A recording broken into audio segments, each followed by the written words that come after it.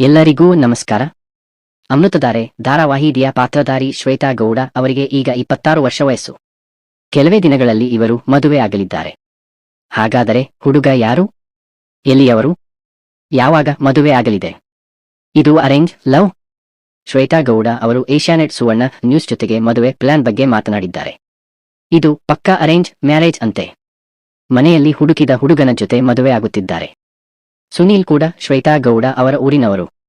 ಹೀಗಾಗಿ ಇನ್ನಷ್ಟು ಪರಿಚಯ ಇದೆಯಂತೆ. ತಂದೆಗೆ ಅನಾರೋಗ್ಯ ಆಗಿ ಹಾಸನಕ್ಕೆ ಹೋಗಿ ಬೆಡ್ ರೆಸ್ಟ್ ಮಾಡುವ ಯೋಚನೆಯಲ್ಲಿದ್ದರು.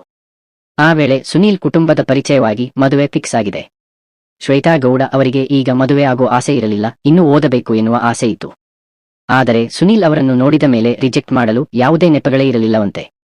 ಈಗ ಶ್ವೇತಾ ಗೌಡ ಅವರು ಮದುವೆ ಆದ್ಮೇಲೆ ಕೂಡ ಓದುವ ಯೋಚನೆಯಲ್ಲಿದ್ದಾರೆ. ಶ್ವೇತಾ ಗೌಡ ಅವರು ಮೇ 14ರಂದು ಮದುವೆಯಾಗಲಿದ್ದಾರೆ.